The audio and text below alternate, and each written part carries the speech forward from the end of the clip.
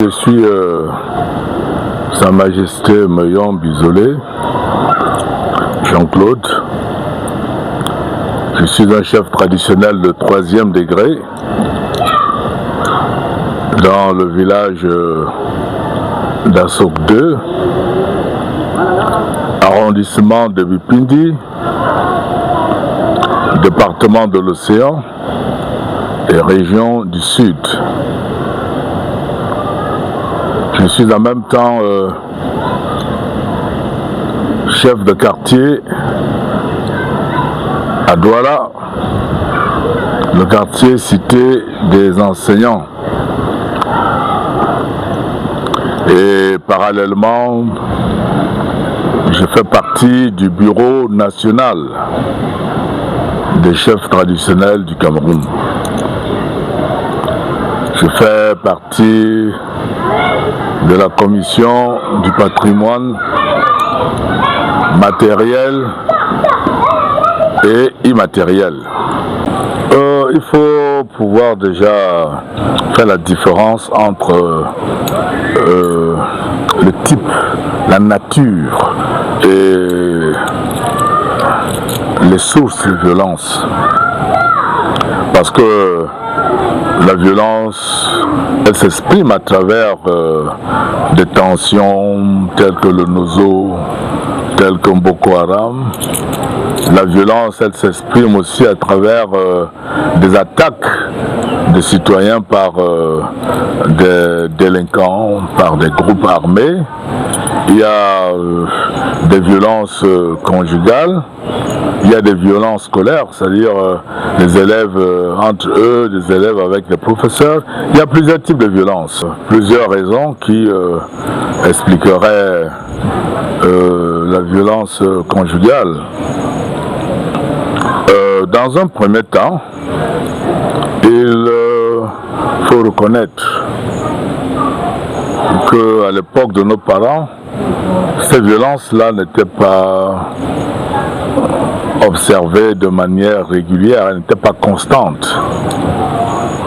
Mais aujourd'hui, effectivement, il ne se passe pas du temps pour que l'on révèle, que l'on reconnaisse ou l'on observe, constate des violences dans un foyer comme dans l'autre.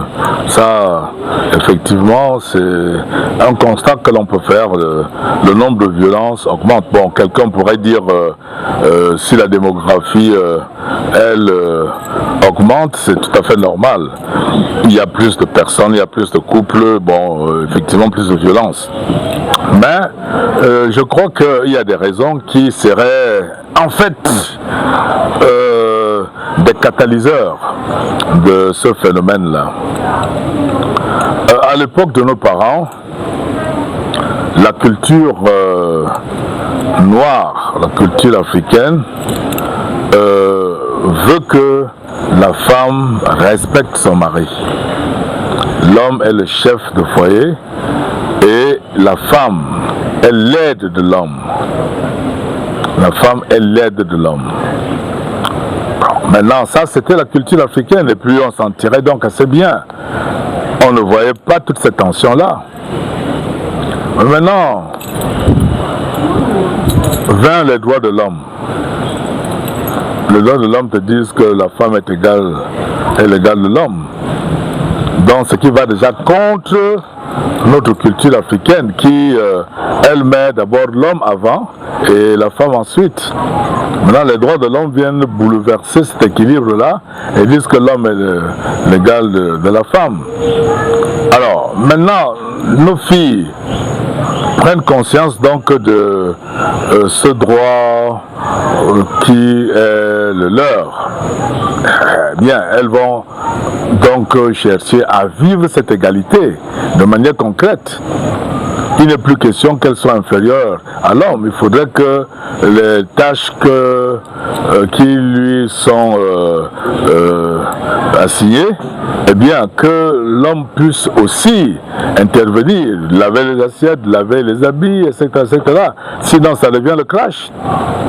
Donc l'une des raisons, c'est déjà que la culture africaine désignait l'homme comme étant le chef de famille et la femme était l'aide de l'homme.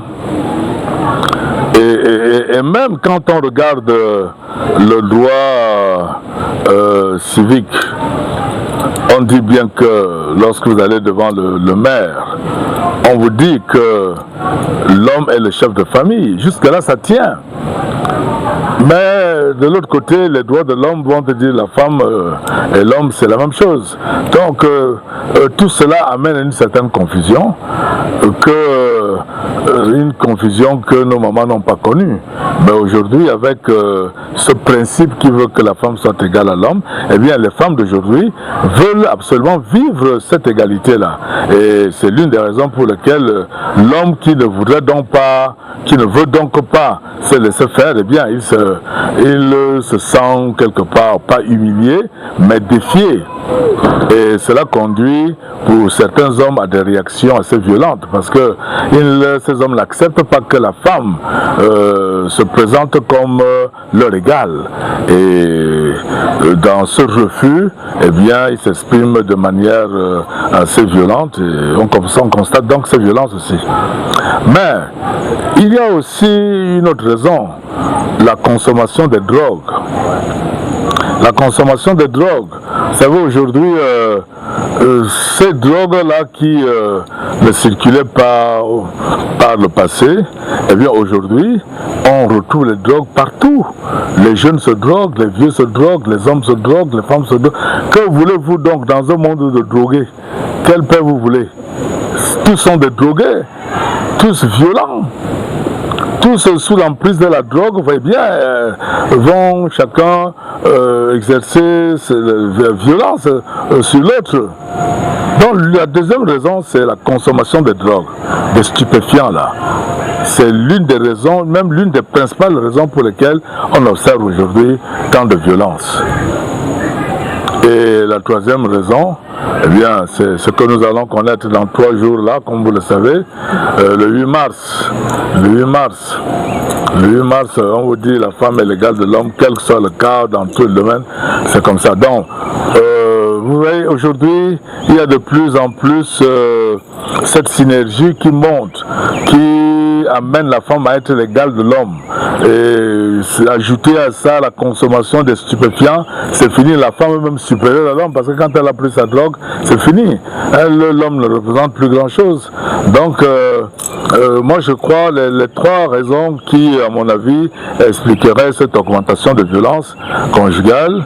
Il y a dans un premier temps le non-respect de la culture africaine qui impose que l'homme soit en fait le dirigeant de la famille et la femme est là pour l'aider. Mais aujourd'hui, ce n'est plus ça. Les droits de l'homme vous disent que la femme est égale à l'homme. La deuxième raison, c'est la consommation de stupéfiants, de drogue qui aujourd'hui font perdre le contrôle aux uns et aux autres et ils se laissent donc aller à la violence. Les femmes comme les hommes, les jeunes comme les vieux, tous drogués. Eh bien, qu'est-ce qui peut naître de ce monde de drogués que la violence? Et la troisième raison, c'est cette journée de la femme. Il faudrait bien encadrer cette égalité dont on parle le 8 mars. Il faudrait que les femmes comprennent très bien que nous n'avons pas dit, les gens n'ont pas dit que la femme est l'égal absolu de l'homme. Non, l'égalité, cette égalité se résume dans les droits, mais pas dans le physique. Le physique de la femme n'est pas égal au physique de l'homme. Et ainsi, le physique de l'homme peut arriver à faire des choses avec beaucoup plus d'aisance que le physique de la femme. Donc, sur le plan physique, il n'y a pas d'égalité. Donc, le 8 mars, en fait, promeut l'égalité des droits et non pas l'égalité physique. Et il faudrait que les femmes comprennent cela. Oh, déjà, comme je l'ai dit en commençant par le premier point, il faudrait que nous revenions à notre culture. Parce que, vous voyez, quand on regarde ce qui se passe un peu en Occident, il y a énormément de divorces. Tout simplement parce que la culture occidentale met l'homme et la femme au même pied d'égalité. au même pied d'égalité. La femme se lève, elle divorce, l'homme se lève, il divorce.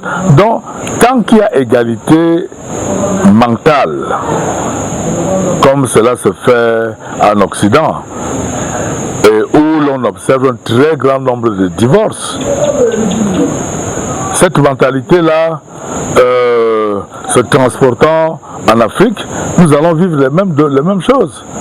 Donc, la première des choses, c'est de ramener la culture africaine au centre de notre vie.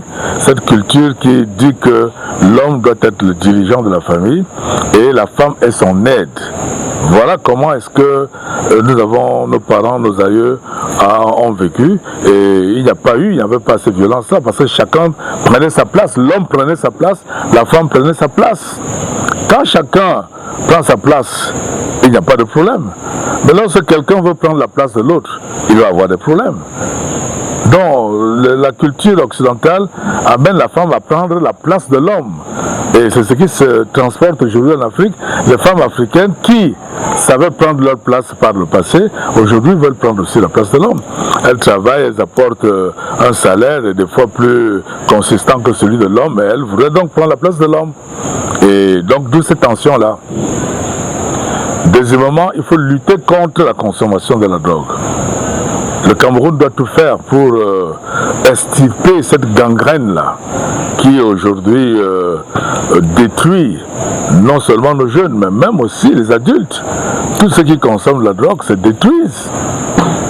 Ils se retrouvent dans un monde, vivant dans un monde abstrait et où tout est permis. Et voilà, tout est permis, la violence est permise. Et puis hop, il y a des crimes qui se font. Il faut donc absolument extirper la consommation de la drogue au Cameroun. Il faut lutter contre la consommation de la drogue. Il faut lutter contre la vente de ces produits qui amènent les uns et les autres hors du contrôle de leur corps. Donc ça c'est la deuxième proposition. La troisième, comme je l'ai dit en ce qui concerne le 8 mars, il faudrait que l'on fasse comprendre aux femmes que l'égalité dont il s'agit au 8 mars, c'est une égalité des droits et non pas une égalité physique.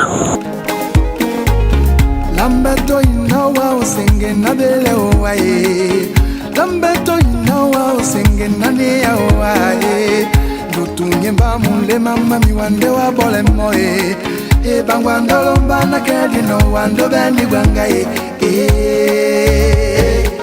oh